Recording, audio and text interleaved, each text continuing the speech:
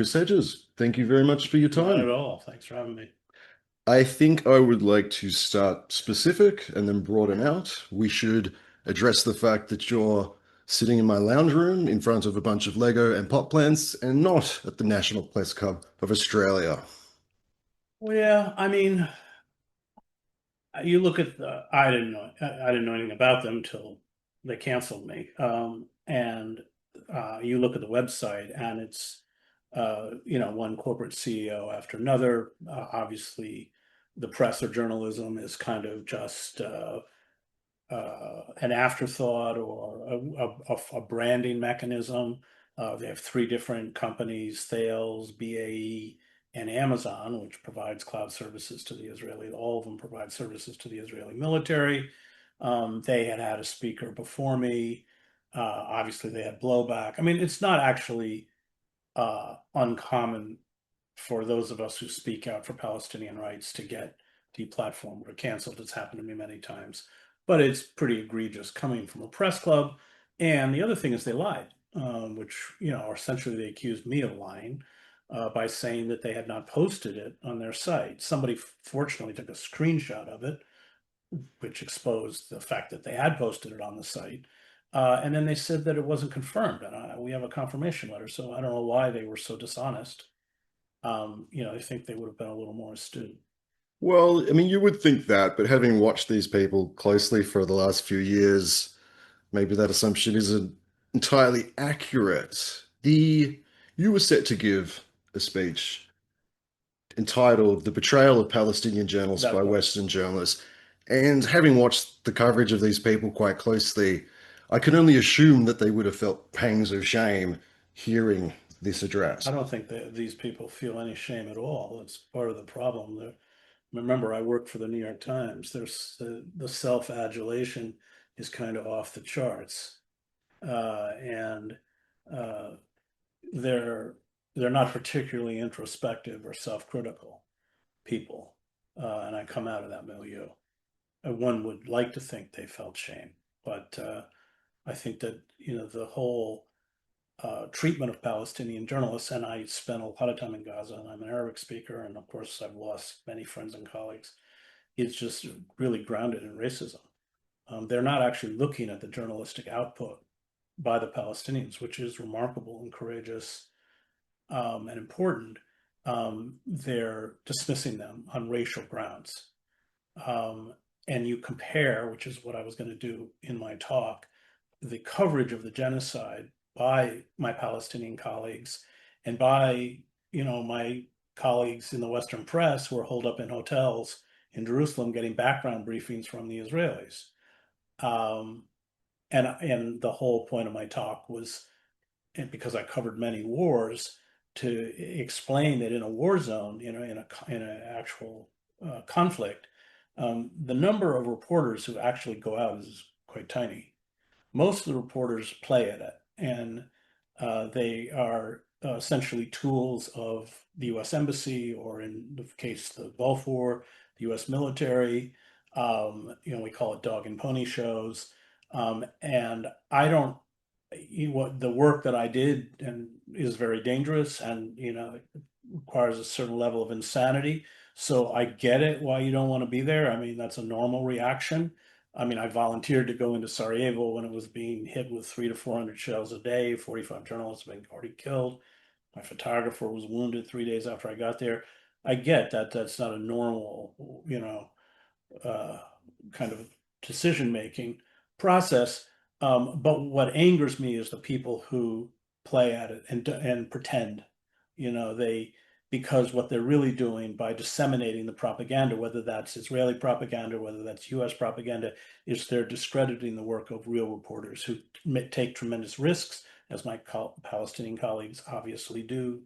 There are various numbers, but roughly 240 have been killed, many in targeted assassinations. I mean, there's clear evidence that they were targeted. It wasn't just that they were caught in a bombing raid. So um, when you compare their work with the work of the Western press that is encamped in Israel, it replicates the experiences that I had in various war zones where it's a small number of people who go out. And of course, the the one class of journalists who do go out are photographers because you can't fake it. And not only that, that's having, been in a lot of combat. Once the shooting starts, I lie down, they stand up. Um, so that was really what I wanted to explain. And then I had examples of how, um, like for instance, there was a Reuters team at, I think it was Al Shifa Hospital, and they were filming, and Reuters is very good about giving the coordinates to the IDF, to the Israeli military. So they had given the coordinates. So the Israelis knew they were there, and they killed them because they, part of it is trying to shut down any coverage of the genocide. And then the Israelis said that it was a Hamas camera. You can't make this stuff up. Well, which is absurd. It was a Reuters camera. I mean, as Reuters said. And then, but I had listed in the talk all the headlines, you know, and or they accused a journalist who was assassinated of being a Hamas militant who oversaw rocket attacks. And it's that knee-jerk uh, repetition of Israeli lies that really inhibits the work of those of us who are on the ground. Because I was in Gaza. When I was in Gaza, I was bombed by the Israeli military. I was in ambushes. I mean, there was at Netzarim Junction, a kid got killed. A young kid got killed a few feet away from me, and we kind of carried his body up the road. I mean, and it was a constant battle to uh, to transmit those truths from places like Gaza or other conflicts I covered.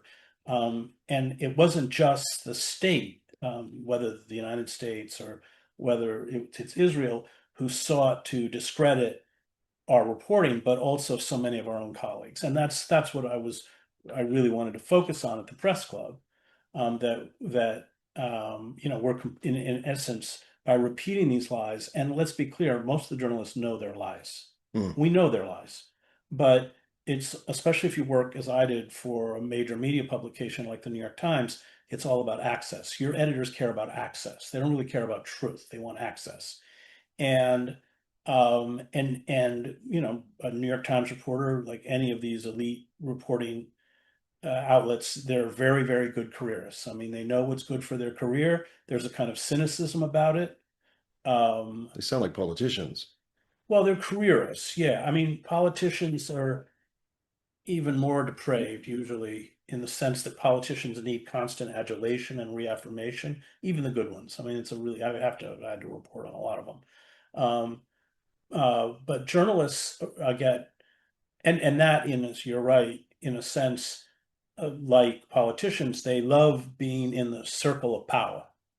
They were all they'd all get gaga over, their little going out and playing soldier for a day in the Humvee, and they put them in a little uniform, and it was all ridiculous.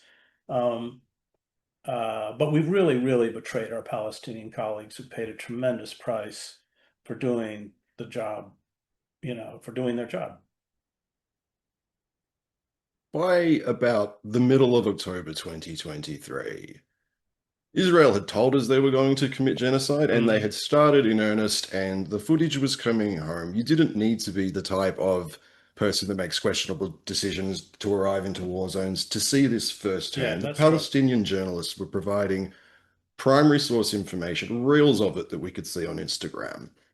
And then as the next 2 years unfolded, those journalists in Palestine got murdered by Israel at about a rate of every second day, while people wearing suits on the television took it upon their job to gaslight Australia that there wasn't a genocide occurring. Why did they impulsively feel that that was their role when the truth was so obviously presented and out there?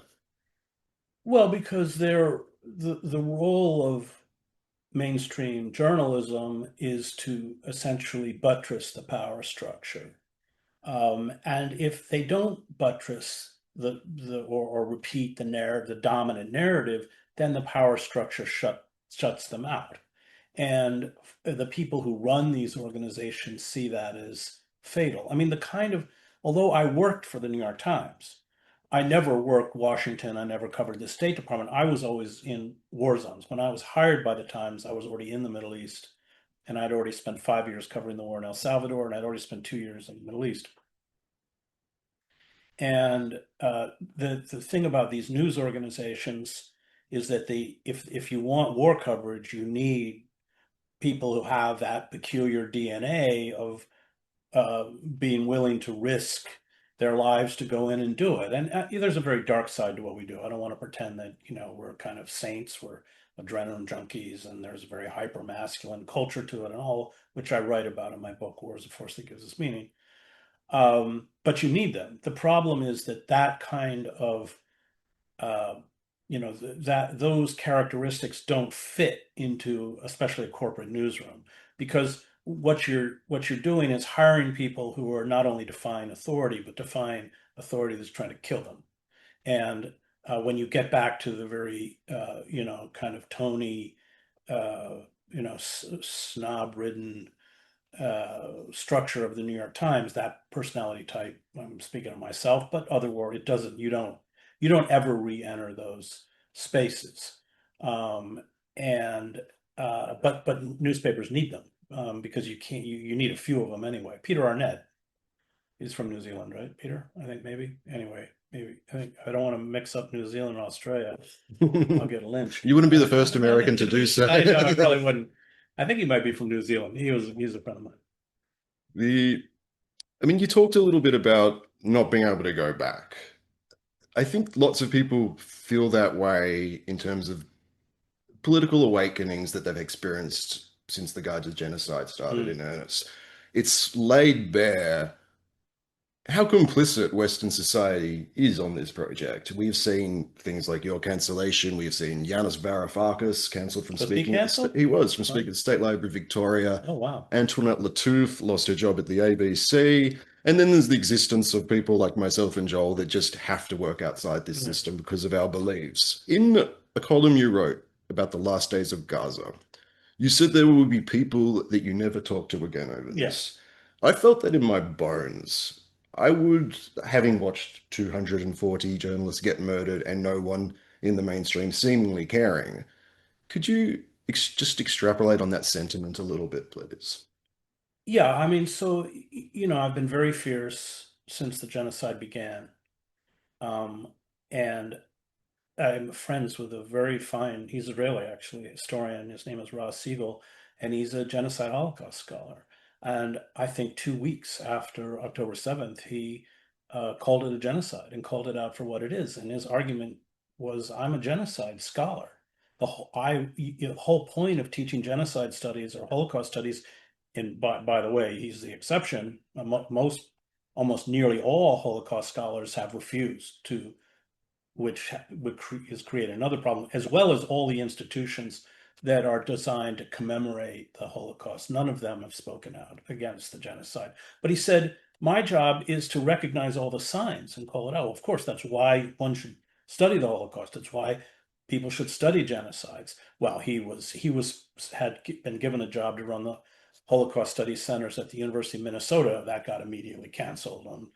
He and I testified at the State House in New Jersey. We both live in New Jersey, about the IHRA. This is the bill that I think 36 states have now passed. Institutions like Harvard and Columbia have adopted, that essentially not essentially, it equates criticism of Israel with anti-Semitism. We have the same You push. have the same Yeah, crap here. Well, it's insane. And first of all, the Zionists packed the lobby and they were jeering and yelling, and they cut his mic off and they cut my mic. The chairman committee cut our mics. It's on YouTube. They cut our mics off. And it was kind of, there was a kind of, strange irony there, in that we were testifying that this would shut down free speech, and it shut down free speech. So it kind of illustrated our point. But yeah, it was, I mean, so I covered the Middle East for 7 years. I'm an Arabic speaker. If you understand the Zionist project, you know what its goals are. It has, since its inception, attempted to displace Palestinians and steal their land, huge displacements, ethnic cleansing, as well as massacres. in 1948, 750,000 Palestinians pushed out, many of them to Gaza. And then the 1967 wars, another 350,000 were ethnically cleansed or displaced. And so those were big displacements. But in between, it was a slow motion ethnic cleansing. I covered Oslo, and when I covered Oslo, I think there were about 200,000 Jewish colonists in the West Bank. There's now over 700,000. At this point, Israel controls 80% of the West Bank. It focuses not on the West Bank, but it's all one project. And October 7th gave Israel the opportunity it was looking for, or the excuse it was looking for, to destroy Gaza and drive the Palestinians out. They have struggled to find a place where the Palestinians can end up. Egypt, and I've been quite a bit in the Middle East actually since October 7th. So I do a lot of work for Al Jazeera. I will not only do broadcasts here, but they've flown me twice to Qatar. So I'll do Al Jazeera Arabic and Al Jazeera English. I've been in Egypt 3 different times. I was in Jordan last summer and the West Bank. So I've spent a lot of time in the Middle East since October 7th.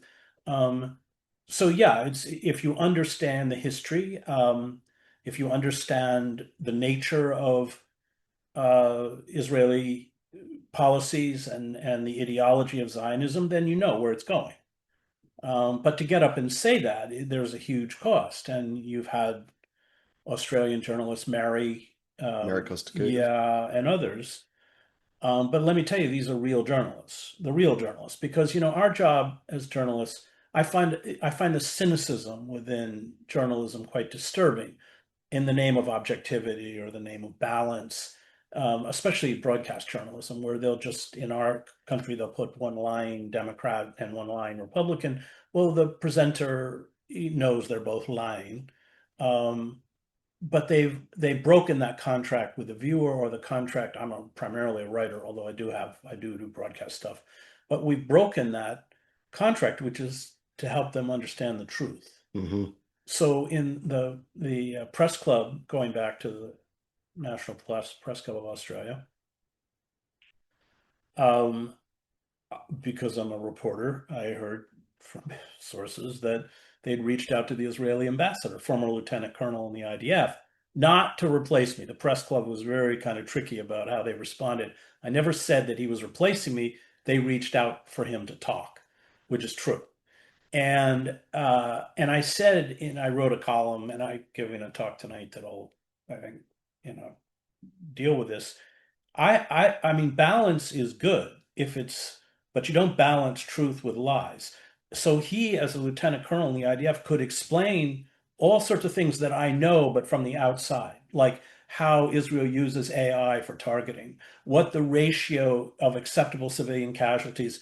I think it's 20 if you kill a Hamas fighter, and it's hundreds if you're Hmm. targeting a Hamas commander. This is all part of the rules of engagement. And so if he wanted to tell us, he knows more than I do, obviously, about it, but he isn't. I went back and looked, and he's spewing garbage and lies, just like all the other Israeli ambassadors and diplomats, about beheaded babies and sexual assault and human shields. I mean, the irony is that it's the Israelis who regularly use Palestinians as human shields. They will dress them up in Israeli uniforms, and then usually often handcuff them or bind their hands, and then force them to go ahead of Israeli units into tunnels and into houses where they're potentially booby trapped. That's very common. Um, so if you had real balance, then you would have somebody from inside the system, because I as a reporter, was on the receiving end of Israeli airstrikes and sniper fire and everything else. You would have somebody, and that you would balance it. You would have a balance of truth with truth. You would kind of complete the circle. Hmm. That's good journalism. Hmm. But unfortunately, good journalism is, kind of going the way of the dinosaur. I mean, it's not that the New York Times has ever been good on Israel. It hasn't. But I worked there for 15 years. I won a Pulitzer Prize. I had very prestigious jobs. I was the Middle East bureau chief. I was the Balkan bureau chief. there used to be a place for people like us. But for a series of factors, including the consolidation of media by the billionaire class, but also the commercial atrophy that has affected news organizations as they have lost advertising revenue, they've become ever more cautious and actually diminished their credibility and the kind of, I mean, for instance, we had a friend of mine, Stephen Donziger, who was a great attorney, is a great attorney. He won the settlement in Ecuador. I think it was $10 billion for indigenous people whose lands were poisoned by Chevron. Well, the New York Times and then Chevron, I mean, they twisted the court system. They put him under house arrest. They got him disbarred. I mean, it was brutal. He lives in New York. Times never covered it. Well, why didn't the Times cover it? Because they had set up their own advertising agency. I think it's called T something. Well, who's their biggest client? Chevron. So it's that commercial, the power of corporations over the press. It's not new. It's always been there. So our greatest investigative journalist, Seymour Hersh, who broke My Lai, he broke the atrocities at Abu Ghraib. He worked briefly for the New York Times. He wrote a big expose of a company called Gulf and Western that owned Paramount Pictures at the time, was completely mobbed up. But the guy, Charlie Bluedorn was his name, he was the CEO. He was close friends with the publisher, and he would invite the publisher over to his private screening room to see, and they killed it, and so I quit. And he said to me, you know, we can still do investigate. Well, now I'm not even sure we can, but he said we can still investigate the government. We can't investigate corporations anymore. It's over. It's So revealed. there's been a huge, and as you have these movements, as we see with Trump, you have these movements that are proto-fascist, which Trump is, and seek to shut down civil liberties and create a police state. You have essentially the atrophication of all of those institutions, and especially the media that should hold power to account. We're seeing the merger of corporate and state power in the States. I think this is just undeniable, as you've explained. I can't see that. I mean, media and narrative is such a powerful force that it feels inherent that the world's richest people are always going to own the largest bullhorns. Is there a way around this in terms of the people that do want to protect our democracies and our liberties? Well, what's interesting with the genocide is that people aren't buying their shit anymore. So what have they done? They've got Larry Ellison, who is periodically one of the richest men in the world, and I think the largest private donator to the Israeli Friends of the IDF. He is.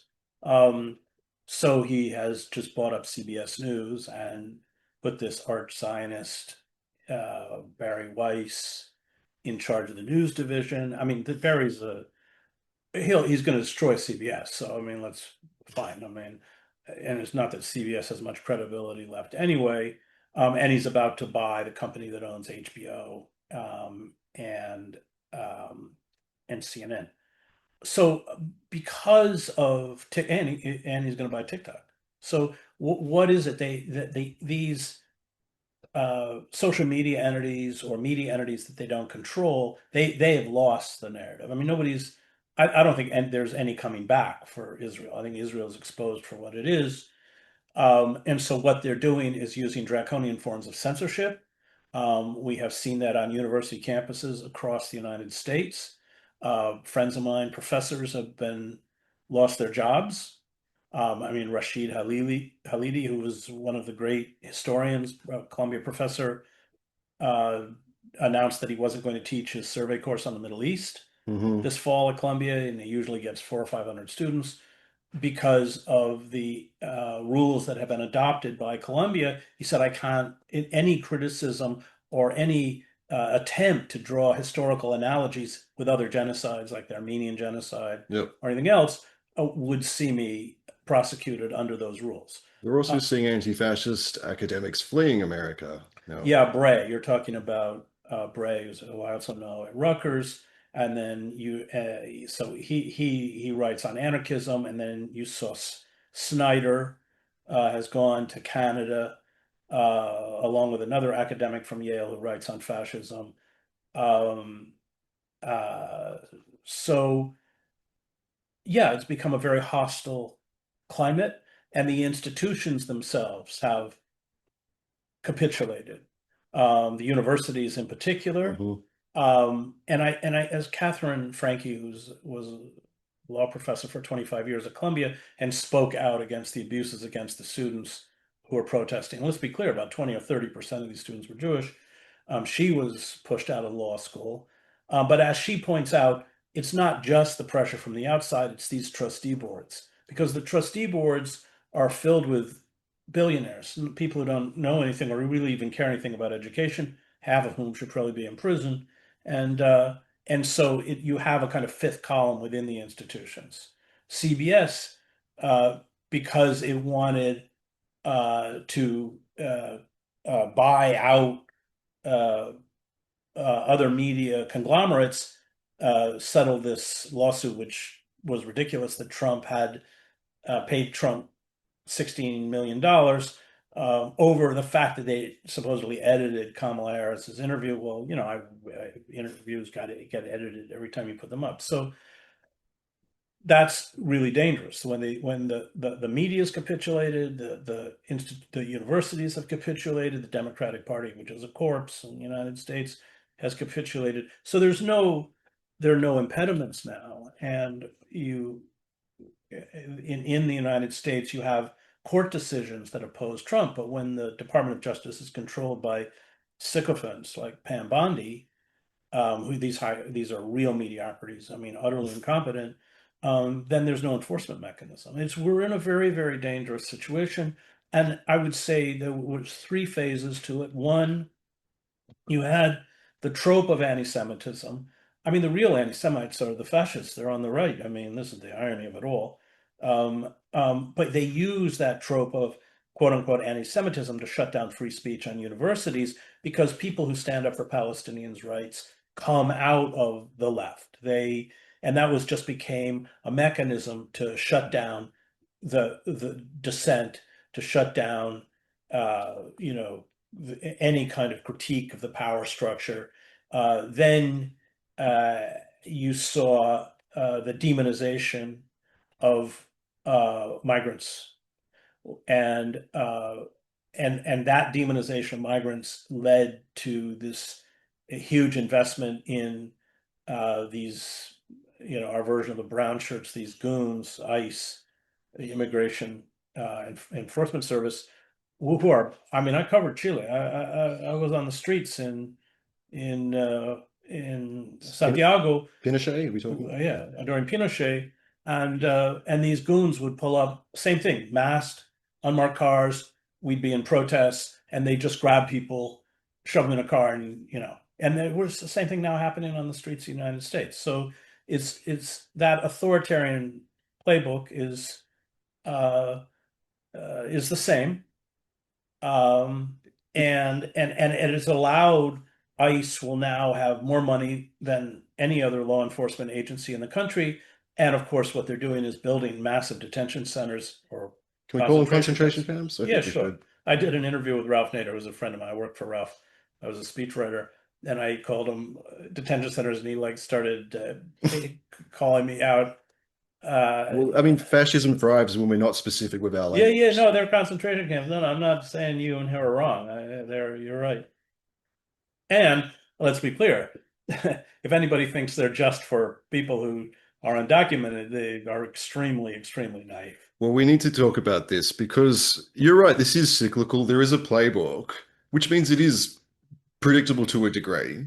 The other thing that is repeating disastrously is this version of liberal centrism that won't actually present a serious opposition to this force. And I think we've seen over and over again through history when, I mean, exemplified now by the Democrats, the Labour parties in the UK and Australia. We're getting a sycophantic fawning for this fascism rather than a serious opposition to it. Penny Wong, our foreign minister, said that Trump had done more to bring peace to the Middle East than anyone in decades. And This is we're your foreign this is minister? our foreign That's minister. too bad. It is very much too bad. So I wanted to talk about, we are so poorly served for intelligent media in this country. I would love to hear your thoughts on, I guess, Australia's increasing status as a military vassal state for American empire. Yeah, that is, I mean, there's still, I'm very good friends with Julian Assange, who unfortunately I'm missing because he's in Europe. But Australia has, I mean, the Australians got him out. I mean, I've been with Julian, for the whole 14 years, and visited him in the Ecuadorian embassy and flew to London to cover all his court cases. But it was the pressure that Australians put on the street. That's it. I mean, really, that was it. And out on Albanese.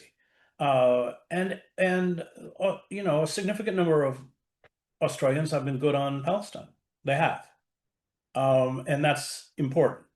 Um, the liberal class is. I wrote a book called "The Death of the Liberal Class."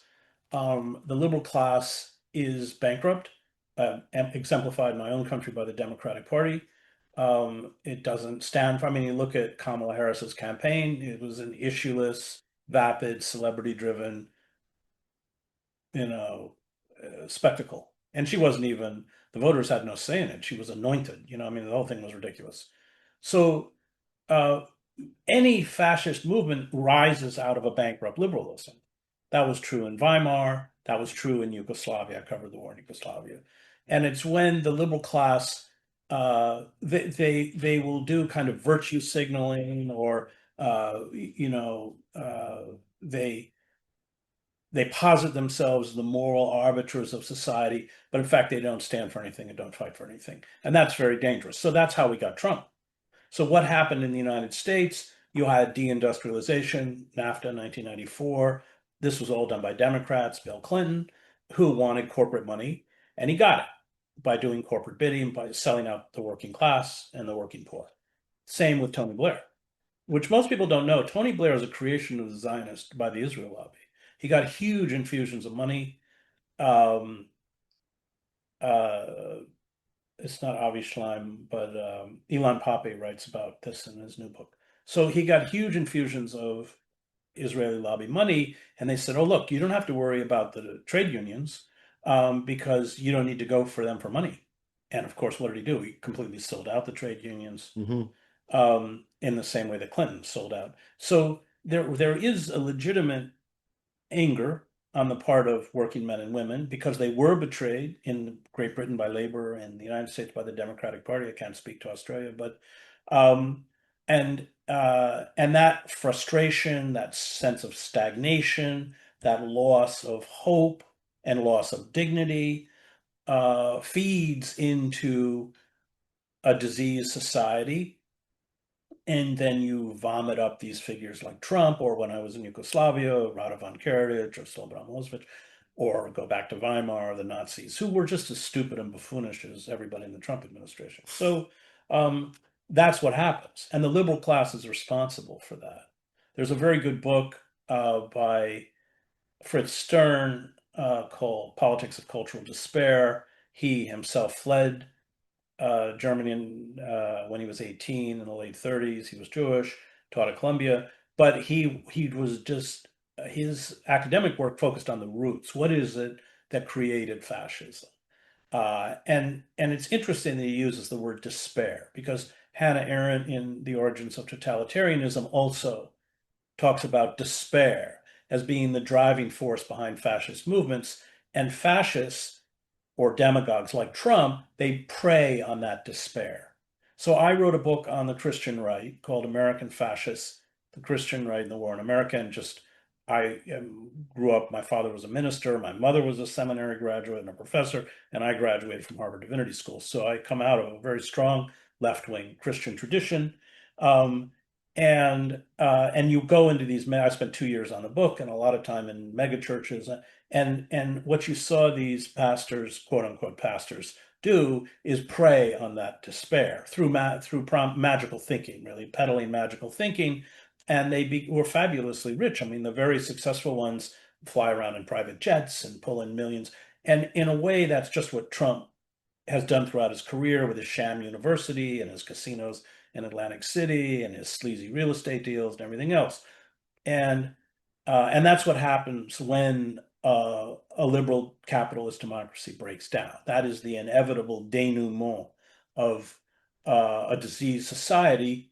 And that's why you see it replicated, whether it's in Hungary, you have strong far-right forces in France, Germany.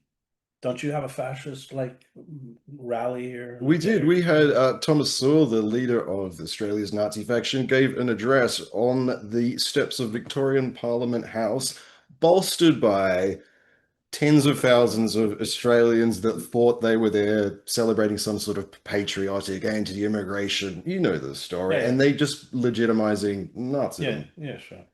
So yes. Well, it's fascism. I wouldn't call it Nazism. And Well, because, these guys specifically do identify as oh, do Nazis. they? How They do. sweet. Yeah. I mean, fascism always, Robert Paxton wrote a very good book called Anatomy of Fascism, but he writes about how fascism is protean in the sense that it adopts the national narrative and the national symbols of whatever country it's in. Hmm. So, for instance, Italian fascism harkened back to ancient Rome and Hmm. Augustus and all this kind of stuff. Was not at its beginning particularly anti-Semitic. And Nazi fascism, it was the Nordic myth and Wagner and all this kind of garbage. And in the United States, it's really Christian fascism. Gold So, leaf as well, I've noticed. It seems to be the aesthetic. well, it's yeah, it's kitsch, you know. It's always the same because these people are uh, they're culturally illiterate, they're historically illiterate, they're uh, you know. But yeah, the aesthetic is always, and look what Trump's done to the Oval Office. I mean, it kind of looks like a bordello Did you see somewhere. the plans for the Arc de Triomphe? Yeah, I did. Let me Yeah, yeah, this of fits course. the They MO. always do this. Um, so yeah, so that kind of aesthetic is kind of another because it's all about sentimentality, it's all about power, it's all about hypermasculinity, and it's about you know it's tasteless. It is just really tasteless and shoddy. But we're unfortunately we in the United States are very far along that road. Trump wants to create. It's called, I think, the Park of Heroes, where he's going to have life-size statues of, I don't know, Elvis and Robert E. Lee. No, I'm not making it up. I mean, I think that's where we are. Observing from Australia, again, we're being positioned as a military base, essentially. I had Peter Crenell from Declassified Australia on the show a few months ago, and officially we have three or so American bases here. His estimation is that there's about 30 or 40, depending on how you classify them. Our political class, in a bipartisan fashion, is giving hundreds of billions of dollars to American empire, ostensibly for submarines that we probably won't ever get. And I can't read this as anything other than prepping our nation so that our children can go die for someone else's empire again in a conflict that the United States inevitably picks with China at some point in the Right, distant right. future. What should people in Australia do to buttress themselves against this onslaught? Well, they should build and support political movements that sever themselves from the American empire. The American empire is in very steep decline. I mean, they should go back and look at the 20 years of the fiascos and debacles in the Middle East, which I covered, in countries like Iraq, Afghanistan, Syria, Libya. You just don't want that toxic, uh, you don't want those toxins in your country. And so that means getting them out and severing. But yes, you're right. Of course, Australia has geopolitical, because of its position and that whole circlement of China. Yeah, it's very useful, and the political any political class can be bought off. I mean, what is interesting about Sharm el Sheikh is just the shoddy way that Macron and Starmer were treated by Trump. I mean, just it was all public. Uh, so they don't have. I mean, like any empire, they're quite willing to sacrifice. Look what they did to Ukraine. I mean, no, I covered war for a long time. Nobody ever thought Ukraine was going to beat Russia. They could make Russia bleed, but in a war of attrition, they couldn't afford it. But that was never the point. The point was to degrade the Russian military at the cost of Ukraine and Ukrainian citizens, and to isolate Putin. That was it. That was the American goals. I covered proxy wars all over the world, Africa, everywhere else. And they'll do the same to you. I mean, they'll cannibalize you. Because they don't, they'll use, yeah. So you're right. It's, and you have to build uh, political factions, but especially trade union factions that have a political consciousness and that understand exactly what's happening to protect yourselves. Anyway, I need a country like Australia for when I get my passport revoked. I have to go somewhere. Yeah, come hang out out Uh, here. I want to go to. I'm going to go live in Tasmania. I hear they have a great national park. It's a beautiful place. I have a The friend who lives there, Dean Yates. He's a great reporter for Reuters and covered. He was the Reuters bureau chief when the collateral murder video came out. His colleagues were killed and really ripped him up. you're not being glib, are you? You're being No, no, I'm sincere. finished. I'm finished. I mean, what they'll do to me is what they always do, which is they cut off your sources of revenue. It's what they did to Julian in Sweden. They froze his bank accounts, cut off all his credit cards.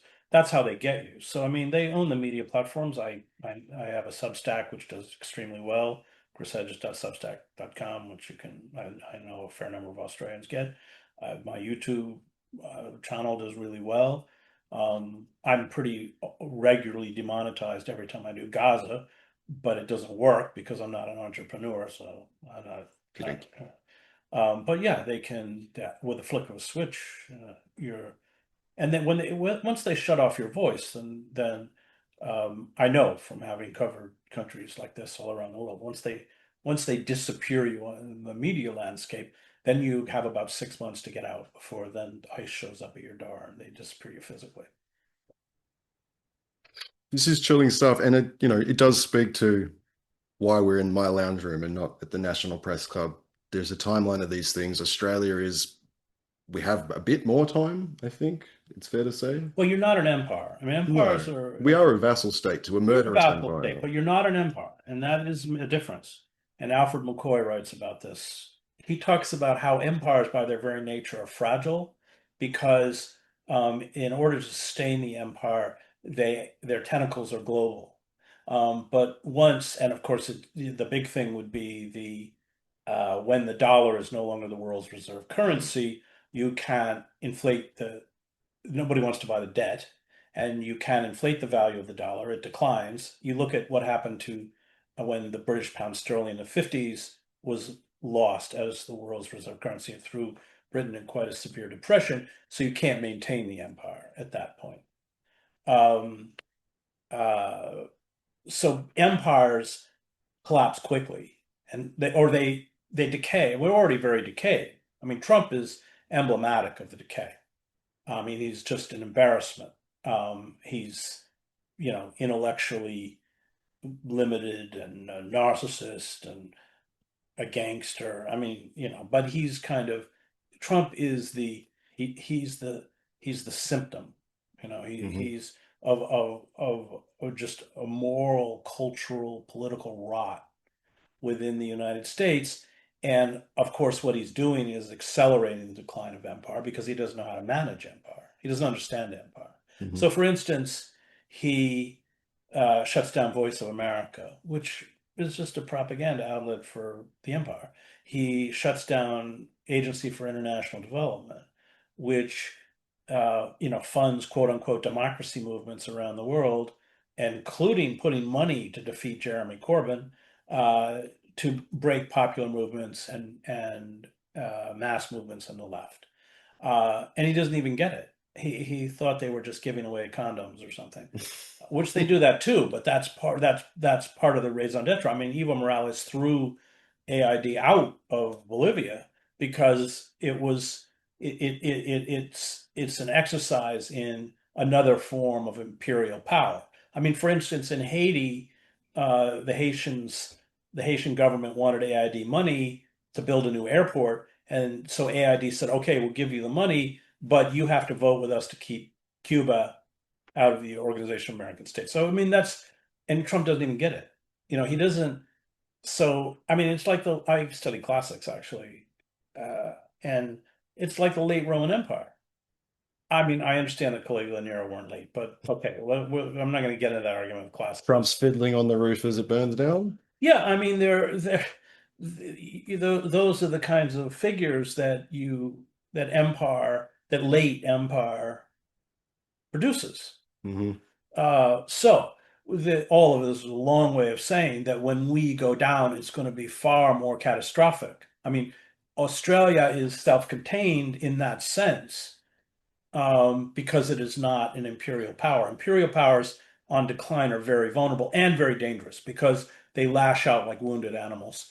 And we still have a great deal of military clout. We don't have much else. I Hmm. mean, you drive through the United States and our cities are just abandoned wrecks. I mean, our public transportation doesn't work. Our electrical grid, I live in Princeton, which is a very kind of, upscale uh, city. When it's a city, it was 30,000 people, upscale town with a university, and even then the power will go out. I mean, it's the trains, don't work. Nothing works. The only thing that we do is produce weaponry, but we've hollowed the country out from the inside. There's huge discontent. And then, of course, the mechanism by which you maintain control on the outer reaches of empire comes back. I mean, you go into these ice raids in Chicago where they're rappelling under the roof and firing stun grenades. It doesn't look any different from a raid in Fallujah Hmm. because they're the same people, same tactics. But that's what happens. Empire, Hmm. in order to maintain control, uses the very draconian forms of control and force and violence that characterize the maintenance of empire back home. And Thucydides writes about this in his History of the Peloponnesian War, where he said the tyranny that Athens imposed on others, it finally imposed on itself. So it's a very long answer to your question, but as we go down, and there are terrible consequences for Australia, there are far more serious consequences for us. And I think what is frightening is the given the military reach and, of course, a nuclear arsenal, as the country becomes desperate and as its leadership, which it is right now, is unhinged. Hmm. My fear is it's not just that we're going down, but it's all the people we're going to take with us. Hmm. Hannah Arendt refers to this as the imperial boomerang effect. I think it's just unequivocally what we're seeing. I want to talk just back into the Middle East because projecting forward, Benjamin Netanyahu has spoken openly many times about his commitment to the project of Greater Israel, Yeah, which, I mean, I've also studied genocides. Having grown up in Australia, I felt a certain responsibility to learn about these things. I exist on the bones of a genocide. That's a plan that sees millions of people murdered by the West. I can't see that playing out any other way unless the project is halted some way. What's your Greater Israel. Yeah. Well, we already have. I mean, the real numbers. I mean, I think Francesca Albanese is using a number of 600 and some thousand dead, which is probably right. And I can just say anecdotally, my friends and colleagues in Gaza, many of whom have disappeared. It's not that there's any confirmation about what's happening to them, but friends of mine that are, most of my friends who are living have gotten out, but they have had whole families wiped out, and they're not counted as part of the dead because the bodies have never been recovered. The number of dead is what's reported by morgues and hospitals, most of which don't exist anymore in Gaza. So when you talk about massive numbers of dead, that's already happened. Yeah, the project of Greater Israel. I mean, they crippled Hezbollah. They as soon as Sharak took power in Syria, they bombed all the military bases. They've pushed, Israel has pushed its way up almost to the borders of Damascus, seized all of the Golan southern. They pushed their way into southern Lebanon. They've carried out strikes in Iran. And remember, those strikes in Iran were not, while they targeted supposedly nuclear facilities, they bombed civil administration buildings in Tehran. They foolishly thought that they could decapitated the government and create a kind of upright. They don't. So I lived in Israel for 2 years. I lived in Jerusalem.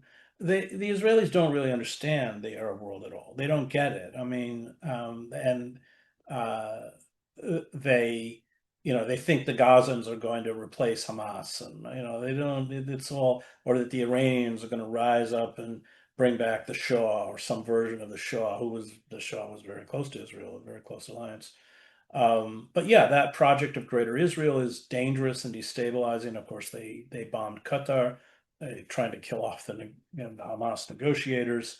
Um, but it has had, if you look closely within the Middle East, especially countries like Saudi Arabia and Turkey, as they've realized, oh my God, the Americans can't restrain them.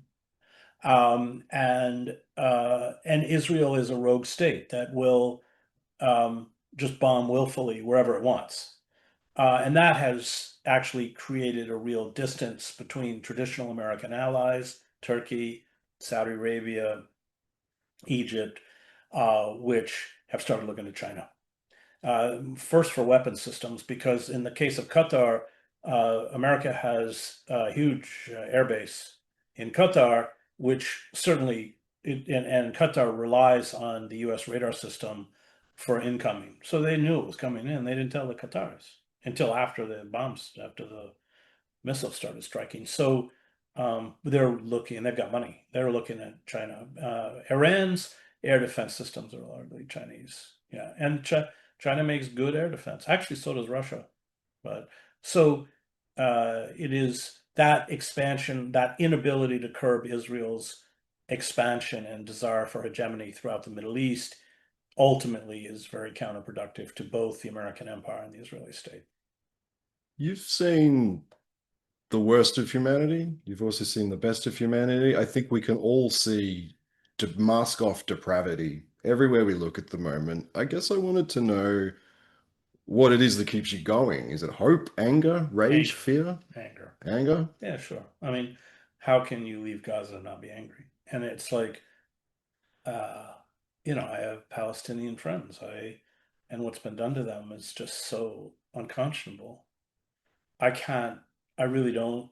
I mean, as you quoted the thing of people I don't talk to anymore, I don't even waste in my outside of my public life. Most of my friends are Palestinians because I don't have to explain myself, and none of us are sleeping, and all of us are. Um, but anger, sure, anger, yeah, Let's stop there. Anger can be a gift. Chris, thank you so much for your time. yeah. Thank you.